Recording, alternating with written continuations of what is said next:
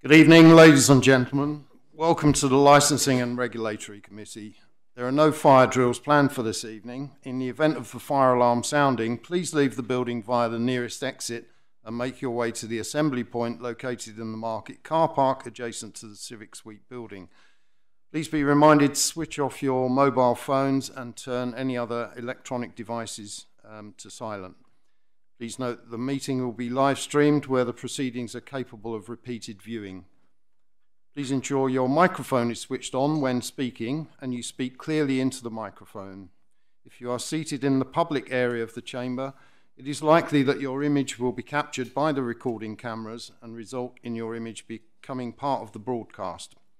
If members are for any reason not present for the whole debate on an item, you should consider and seek advice as necessary on whether it would be appropriate for you to vote on that item. Apologies. Item 1 is apologies for absence and substitute members. First one, Councillor Richard Lambourne, and substituting is Councillor Michael Hoy. Councillor Danielle Belton, substitute Councillor Daniel F.D. Councillor Mrs. Shaw, substitute Councillor Marriott. Apologies also from Councillor Williams, Councillor Constable, and Councillor Ian Wilson. Non-members attending, we have no non-members attending. Item 3 is the minutes of the meeting held on 21st of November 2024. Are the minutes agreed, members? Thank you. Item 4 is to receive any declarations of interest. Are there any declarations of interest? No, thank you. Item 5, public questions on notice, and none have been received. Item 6, this is a discussion with the taxi licensing trade surrounding air quality measures for Rayleigh High Street. And the report begins on page 6.1. As the chair of the licensing committee, I requested that members of the licensed trade be invited to committee to discuss how the trade and local authority can work together to address the air quality concerns within the Rayleigh High Street area. Mr. Greener, do you have anything to add to the report? No, I think most of the report does cover most of the areas concerned. Just to really pull out the key points, which was 1.3 in the report that relates to the action plan and the specific action that says to continue to work with the private hire taxi trades to improve on the efficiency of their vehicles through the introduction of electric taxis through installation of charging points at taxi ranks. 1.4, a question was raised whether Rochester District Council could offer a financial incentive to switch to an electric vehicle. 1.5, this is not possible under the legislation due to the case law. But it was just really, like I say, just have an open discussion with the trade to see how we can work together in relation to working through the Rochester District Council carbon neutral action plan. Thank you, Mr. Greener. Before I open it up to questions from committee members, I'd like to welcome our speakers this evening from the taxi trade. We have... Sorry, Chair. Sorry, the live stream isn't working, Vicky. Sorry.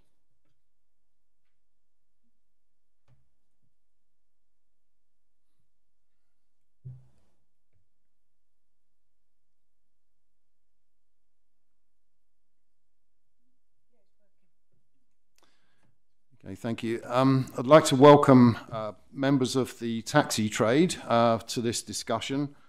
Perhaps first to speak, I'll invite Scott Peters, who's the Business Development Manager for Bestax. Thank you, Mr. Chairman. Regarding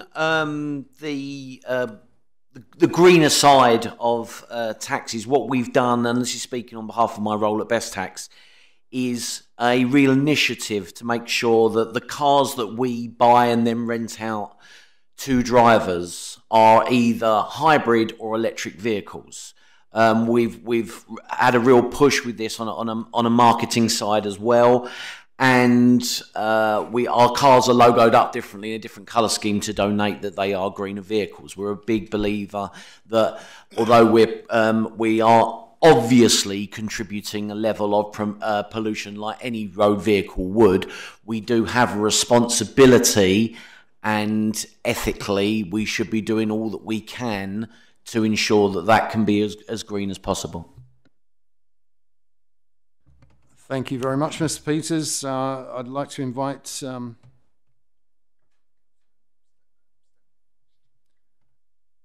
right, Councillor Stanley, do you wish to speak? Thank you, Chair. Just to put a couple of things forward, obviously the implications of this electric vehicles and the cost of those, I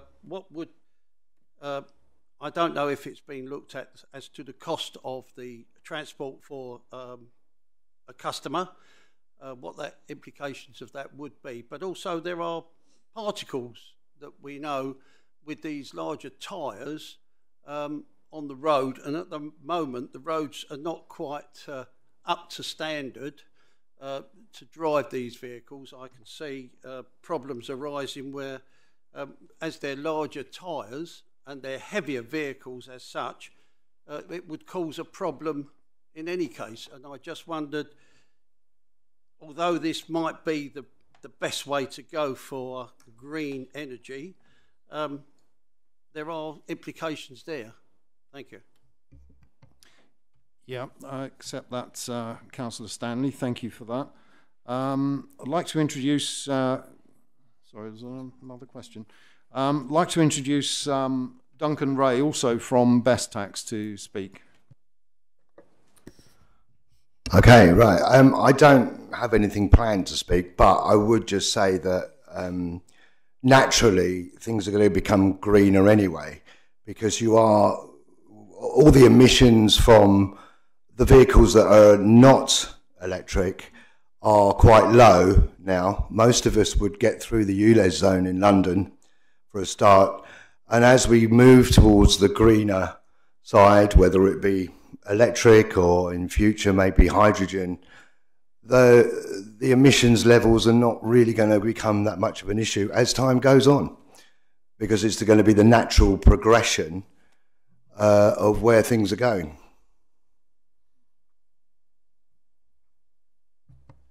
Thank you, Mr. Ray. I appreciate that. We have questions, I believe, from Councillor Michael Hoy first. Thank you, Chairman. I'm not sure how that happened. It's very interesting on here. Obviously, I'm quite green, shall we say, and I used to be the lead member for climate breakdown, so this is something I'm interested in. Do we, as well as that, I'm quite fact-based, and have we assessed what the contribution is to pollutants in Raleigh High Street from taxis compared to the overall number of vehicles? And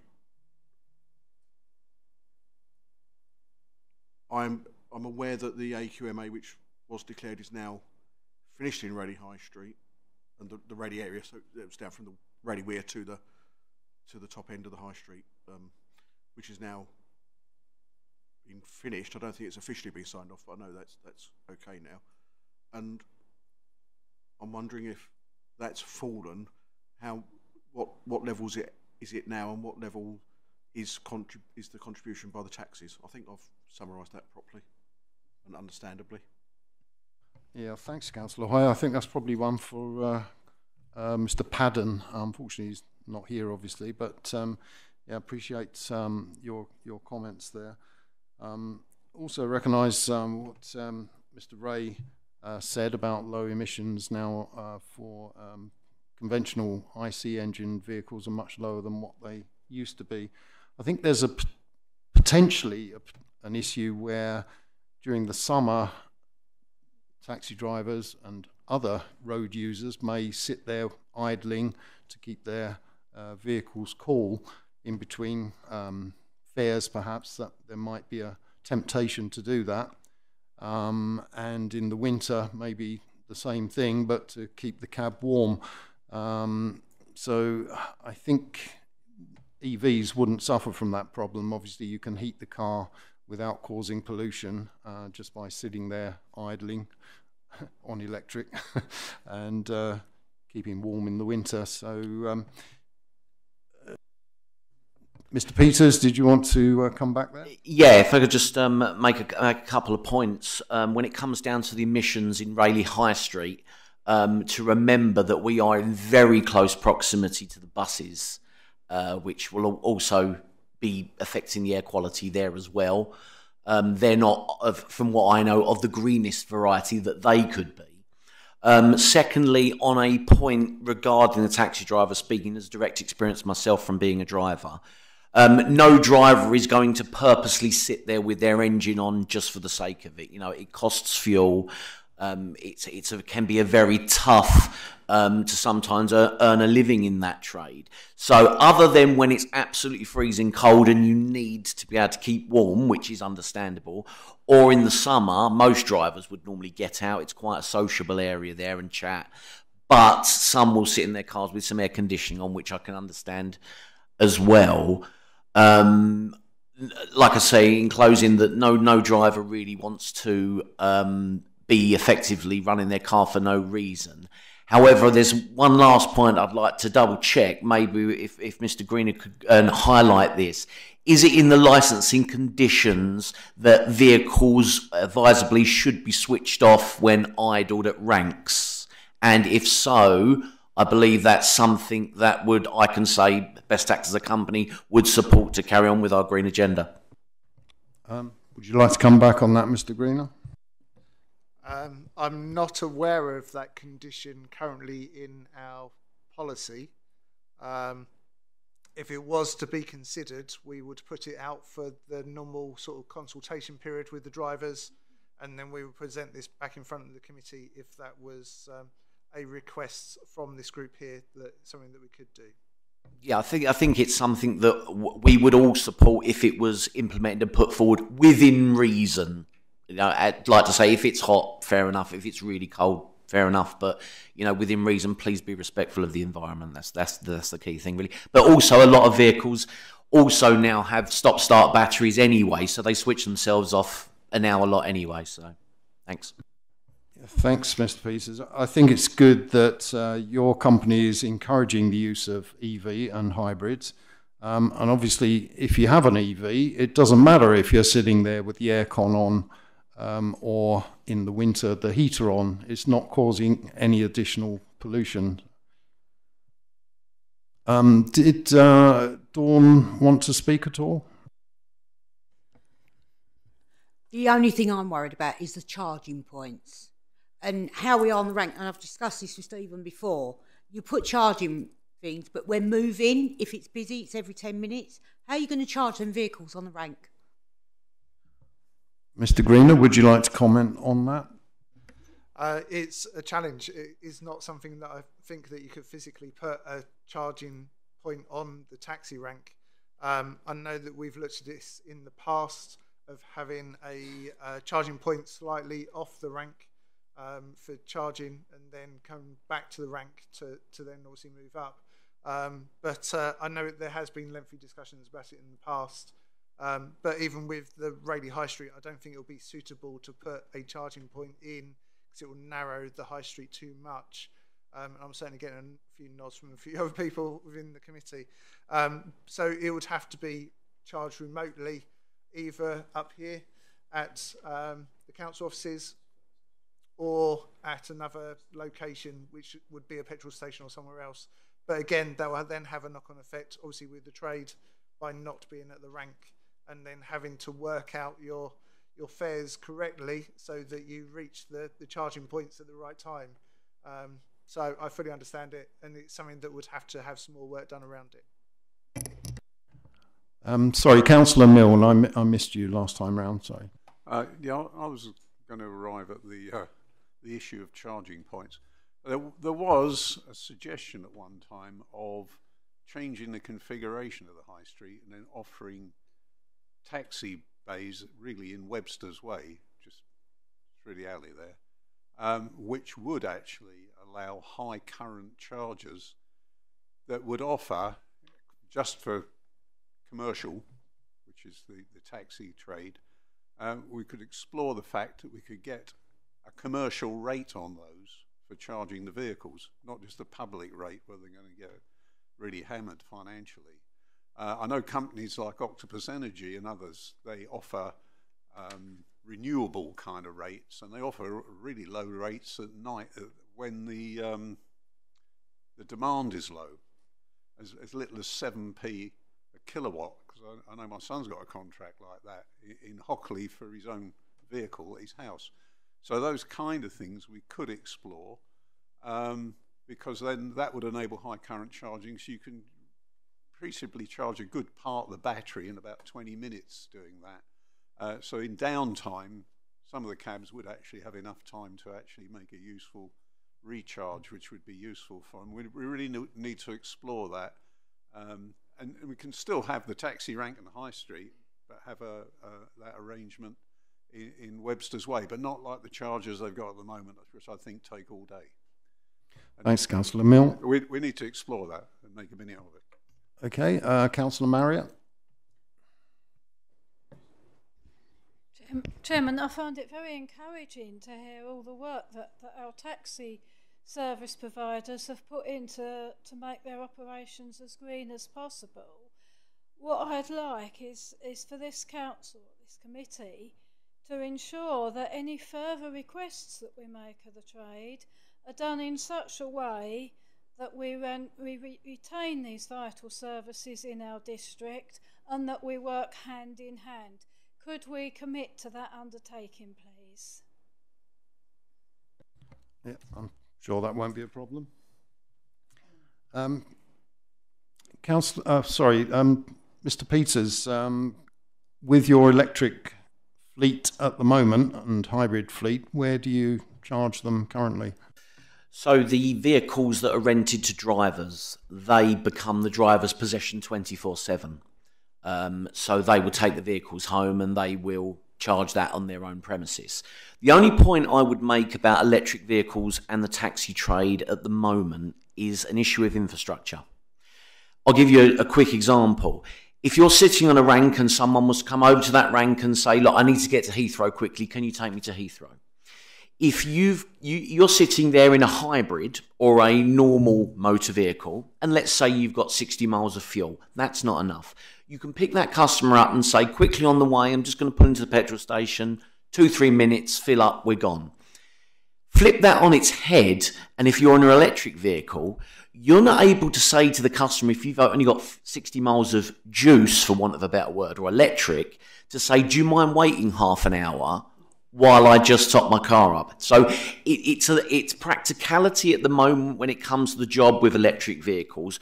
Although in the country we do see that the infrastructure is getting better, until we get to a point where you can plug in an electric vehicle and it charge up roughly the same amount of time as it would for you to fill up fuel in a vehicle, then we're not going to get there completely. So the push and the more practical vehicles at the moment are hybrids, because they offer at the moment the best of both worlds. But we're getting there with electric, but it's not quite there just yet.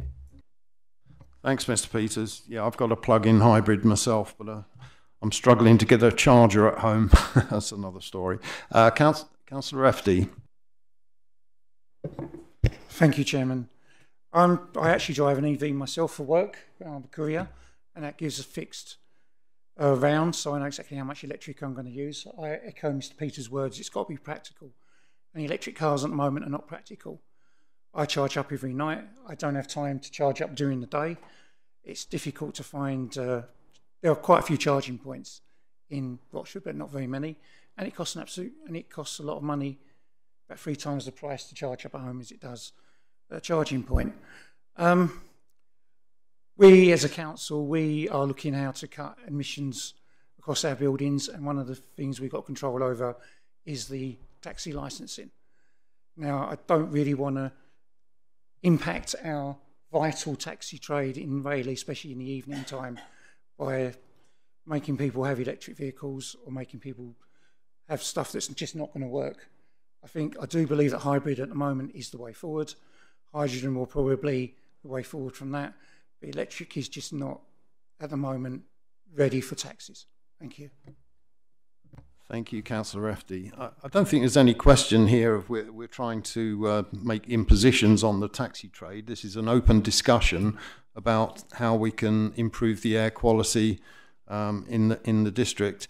And I take Councillor Stanley's point about EVs being heavier than conventional vehicles, and therefore the rubber particulate matter chucked up by the tyres is greater with EVs. I think that can be mitigated by reducing the speed limits in urban areas, particularly near schools, and I've advocated for that myself. Councillor Stanley, you wanted to come back. Thank you, Chair. Yes, it was just that do we reduce the speed limits in our town to 20 mile an hour rather than 30, which would actually ease a lot of things, I do believe. Also that, as has just been spoken, using two sustainable ways of transport, electric and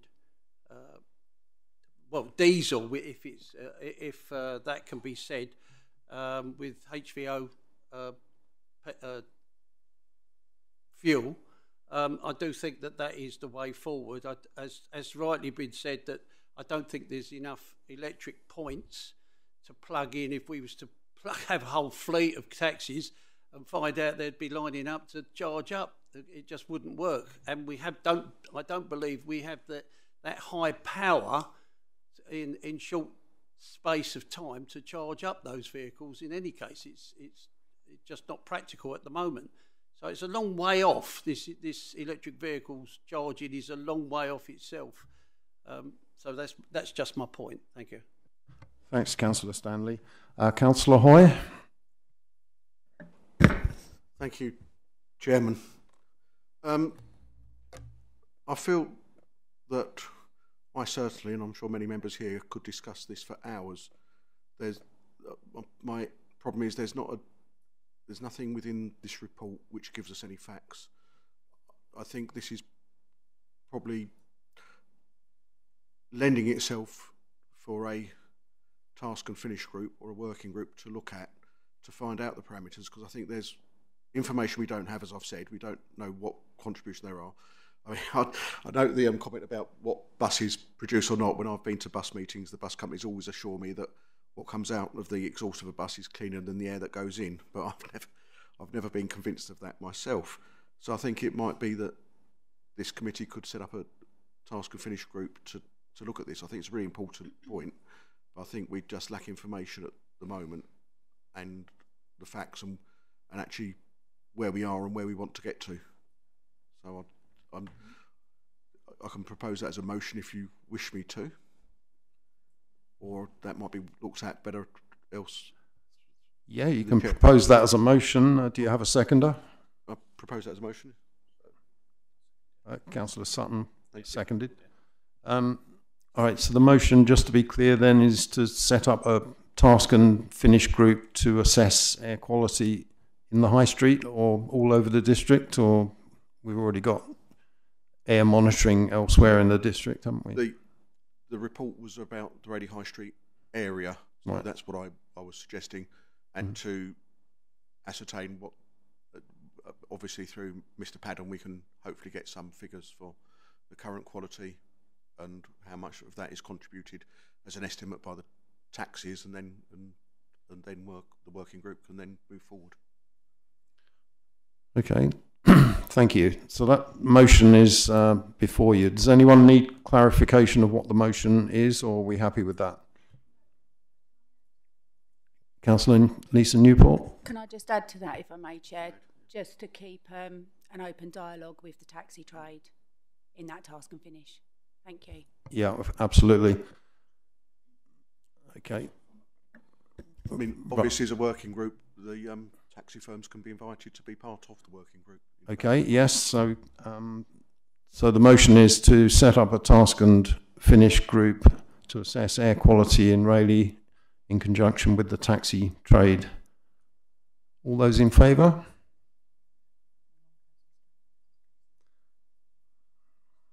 I've called for a vote, so all those in favour of that motion, please. Excuse me, Chairman. Is it air quality, looking at the air quality in conjunction with the taxi trade? That's correct, but not just looking at air quality, because this is licensing, isn't it? We're So looking therefore, the language of the... The motion is to monitor air quality in Rayleigh, so it's not specific to taxis. It will be monitoring air quality in Rayleigh, with the taxi trade taking part in that exercise. Okay, I think the way you word it may be too broad because it's a licensing issue. So it's maybe it might be better said monitoring the emissions by taxis and air quality. Okay, well, do you want to withdraw that motion and bring it up at the Environment Committee, Michael? Sorry, Chair, I should be a bit more formal. I wasn't going to I'm not withdrawing the motion. We can't instruct another committee to do a task and finish group, although the chairman of the Environment and Climate Change Committee is here. This was, I'm reading it as though it's taxi specific. If it isn't taxi specific, which I don't know, if it's not taxi specific, why only the taxi trade here? Why aren't the bus companies here, as has been said? So I'll leave my motion to stand. Okay. Yeah, fair point. We are obviously a licensing committee, and it's taxi licenses that are under consideration here. So back to the motion then, is to monitor air quality in Rayleigh High Street in conjunction with the taxi trade and in specifically monitoring taxi... Sorry, Chair, it wasn't to monitor. It was to set up a task and finish group to investigate the air quality concerns within Rayleigh High Street in conjunction with the taxi companies. Well, they can't do that without monitoring it, can they? That will come within it. I think it's up to the task and finish group whether or not they think they need to monitor, or whether the monitoring that's in place is sufficient for them to use.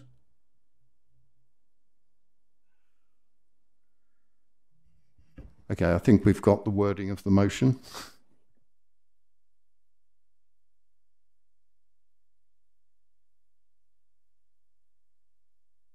Yes, Councillor Stanley. Just to inform the committee, first of all, there is the East of England transport debate, if you like, or coming forward in February, and this may influence the committee, I don't know, on this air quality. And also, you would have to ask Andrew Padden to put air quality sensors in the taxi rank area, which I don't believe we could do that at the moment without, and I don't believe that we could actually monitor any such monitoring until that's been asked to start with.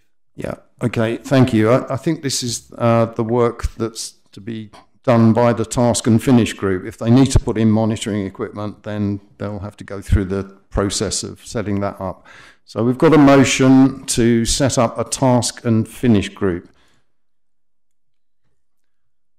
to investigate air quality concerns in Rayleigh High Street in conjunction with the taxi trade. Are you happy with that wording, Councillor Hoy? Microphone.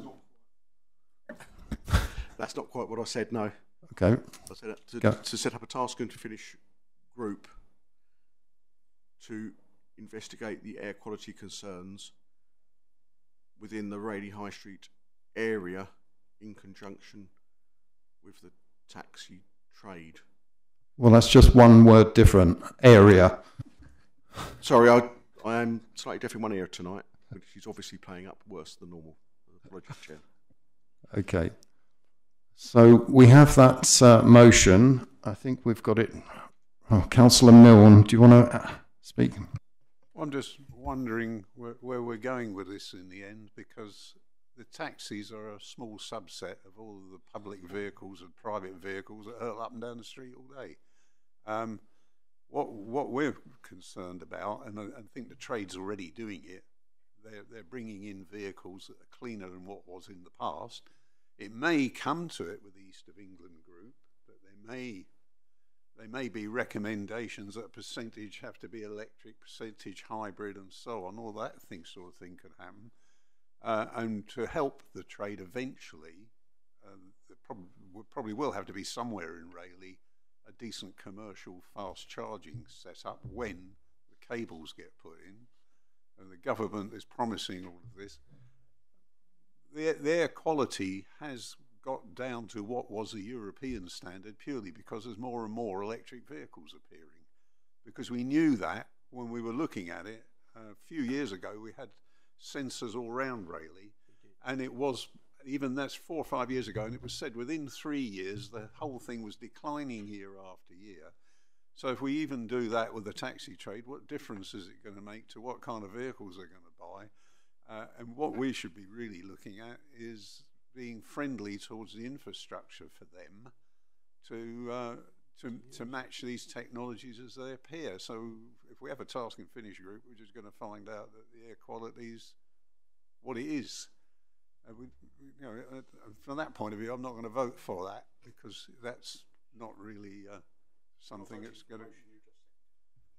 Well, yeah, but I actually thought you were going to say also to do with that, so I'm not going to say that. Right, thank you. Can I just ask Councillor Squires-Coleman now to speak? Sorry, can I just... No, I'm withdrawing my motion. Councillor. I'm withdrawing my motion, Chairman. I will not support it. I think this is madness at the moment, but I'll withdraw the motion. There's no seconder for it now. Right. Councillor Squires-Coleman. Well, as it's been withdrawn, all I had to say was that it probably would be me, but I wasn't quite understanding the wording of the motion and whether it does come under our remit in this committee. But as there's no motion now, no question. Okay, thank you.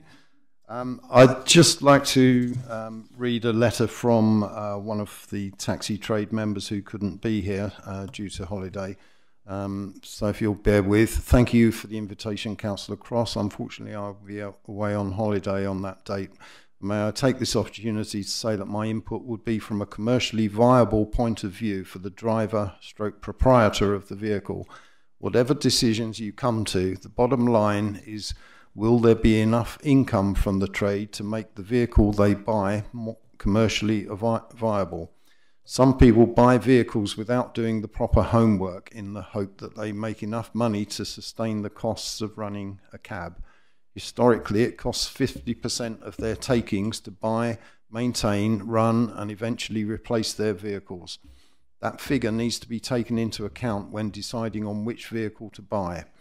Not taking or not knowing this will result in an eventual position of not being able to carry on or possible bankruptcy. A good example of this is the Uber effect. A lot of drivers take the easy option of getting licensed cheaply and easily in Wolverhampton, for example, and buy and license vehicles that they believe can then earn a decent living with, only to find around the 4-year mark that their vehicle needs replacing due to the vast miles they end up doing, more than twice the national cab driver average. And they haven't been paid nowhere near the rate that they need to sustain their small business. I have more to say on this subject, but this would take an enormous email to complete. I'll leave you with this to ponder over for now. Kind regards, Mark Jennings, driver representative for Rayleigh Cooperative. I think we've done as much with this conversation as we can, but I'll just ask Mr. Peters if he wants to make a few final comments. Yeah, just quickly in closing, whether you're going to have a task force or not to look into the emissions or not, I just want to say that my office stands ready and open for all councillors to come and speak to me regarding anything, and I invite the chair to pass my details on to all councillors, and we'll always work with all councillors, no matter which side they're on, as long as they're supporting the trade. We'll also do what we can to help as well. Thank you, Mr. Peters. You're welcome to stay for the rest of the meeting if you want to, but you're free to leave if you'd like as well. If you could leave by that door. Okay, thanks very much for attending. It's really been interesting hearing your views. Thank you.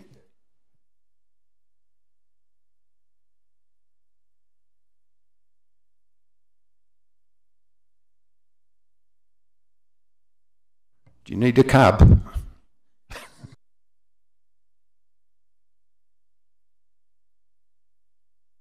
Item 7 on the agenda is the amendment to taxi licensing policy and conditions and suitability criteria. The report begins on page 7.1, and this report is to propose an amendment of the Rochford District Council taxi and private hire policy and conditions, taking into consideration the new guidance in relation to the suitability of hackney carriage and private hire applicants and existing licensed drivers. Mr. Greener, do you have anything to add to the report? No, I think it's all covered in there. We formally adopted the guidance back in 2019. It has now been updated by the Institute of Licensing, and it feels right that we should follow this guidance that has been issued as best practice. Thank you, Mr. Greener. I'd like to invite any questions from committee.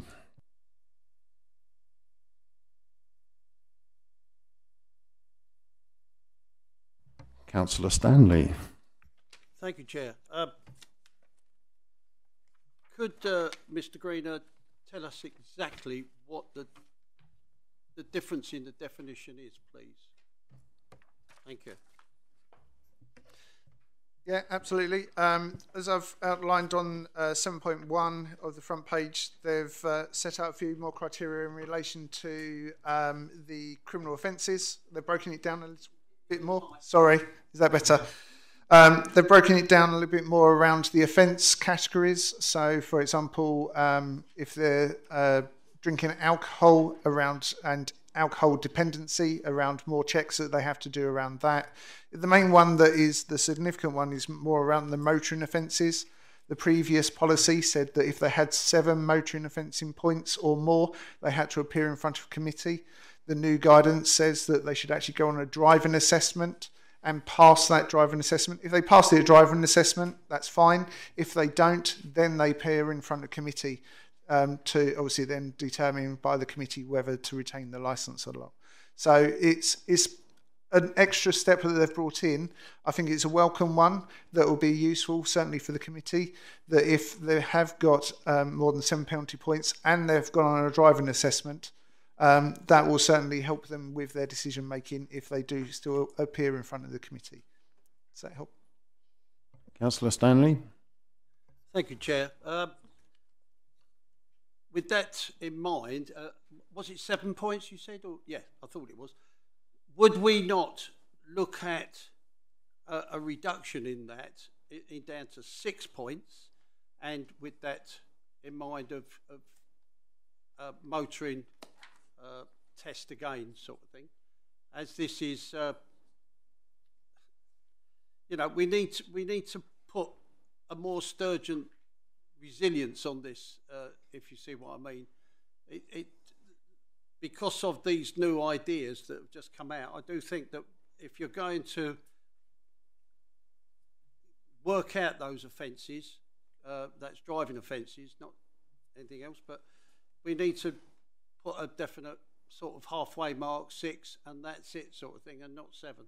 I just wondered if that's something we should be doing and you know, to put it forward later, perhaps. Mr. Greener? Yeah, this was actually has gone through all the taxi trade with solicitors, barristers across the whole of the UK looking at this. They spent over a year looking at the guidance, updating it. I think the reason why they went for the 7 penalty points is that you can get 2 speeding offences at 3 points each before you then appear in front of committee. If you're talking about the 6 sort of points, you're bringing the threshold down, and I think that we will find that we'll have more drivers in front of us just because of the nature of what happens these days. For example, I'm just thinking off the top of my head, Bread and Cheese Hill, if you go down at speed, they've got the speed camera and the traffic light camera all on the same one. Potentially you could get 6 points just from that one camera because you've misjudged it. Whereas the 7 points gives them that little bit of flexibility, and then you've got the driving assessment that is done by an accredited driving assessor, not done by any of us. It's someone that normally does the driving tests that will do the minor and the major checks on them just to make sure that they're up to standard for us. Councillor FD. Thank you, Chairman. I agree with this. This seems like a good idea, bringing it all into standards. My one question is, will this have any detrimental effects of drivers, taxi drivers we've got there at the moment, if this is brought in? I'd like to think not. That they're all very wary of, well, they're all aware of the 7 penalty points already now.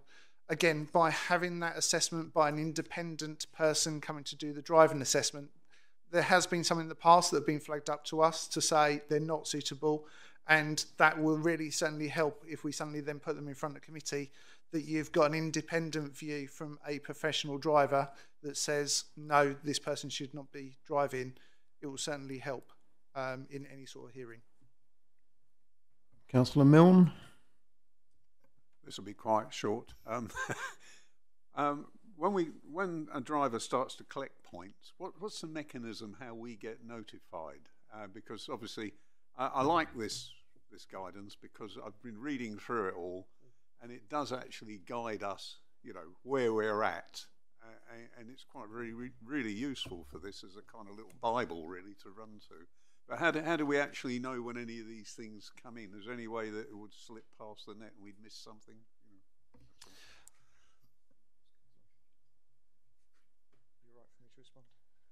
Yes, Mr. Greener, thank you. Sorry, thank you. Yeah, we do a number of checks all the way through different stages, and we do a DVLA check every year on their driver's license. That we've got a electronic third party that do those checks for us. But also as well, there's a condition in their policy that says that they must notify us as soon as they get any points on their license, whether that's through the post or in court. So if they don't report it to us and it suddenly appears in front of us further down the line, a key question will be, why are you not following the conditions as well as the points? They have a duty to report it to us, as well as we do in our own checks as well. Yeah, thank you. Cleared that up nicely. Thank you. Are there any other questions? Okay. I've just realised I stole Mr. Greener's thunder in introducing that report, so I'll let him read out the recommendation.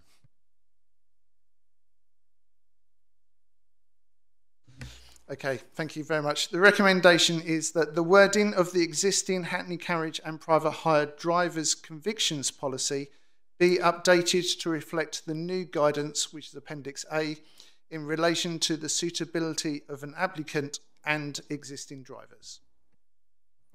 I'll second that proposition. Recommend. Oh no, I can't. Do we have a seconder? Sorry. Oh yes, I'm moving that recommendation. So and Councillor FD is seconding. So the recommendation is, as Mr. Greener has read. Can I have all those in favour, please? That's unanimous. Thank you.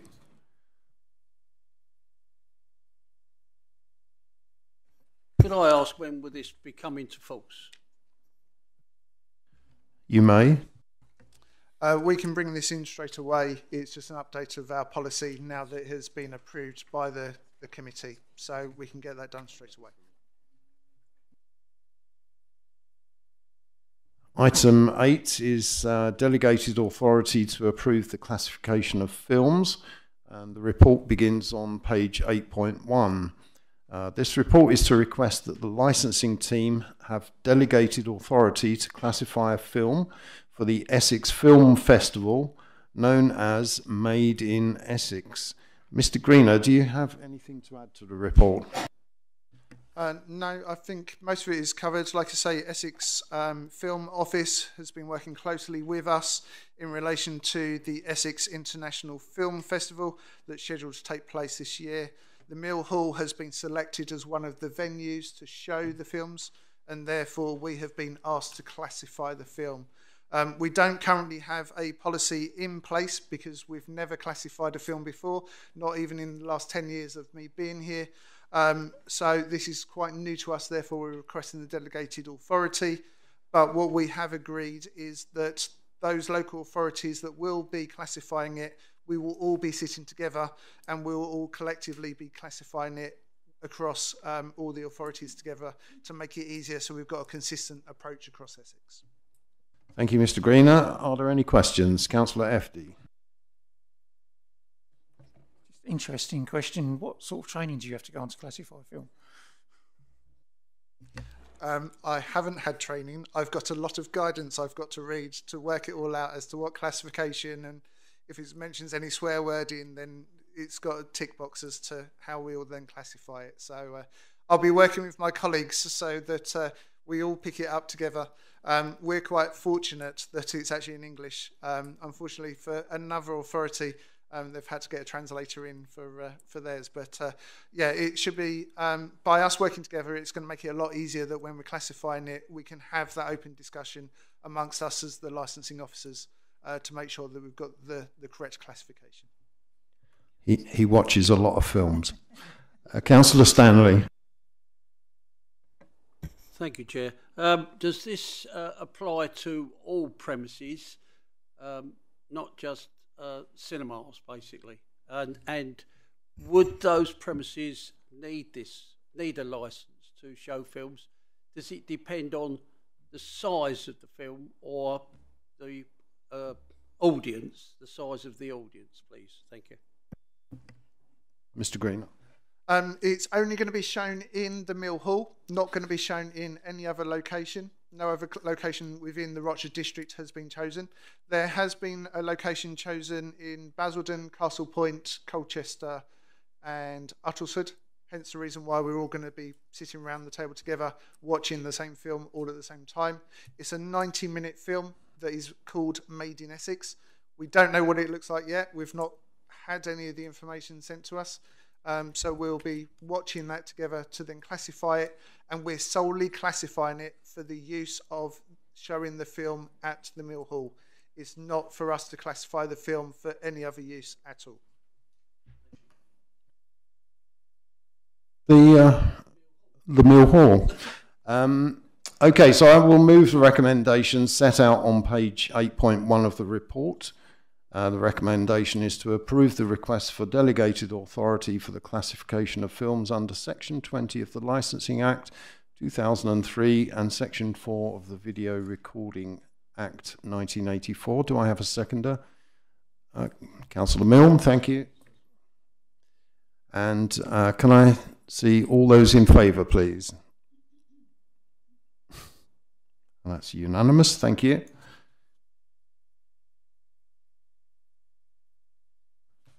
Well, that concludes our business. That motion is carried, by the way. Councillor Mrs. Newport. Thank you, Chair.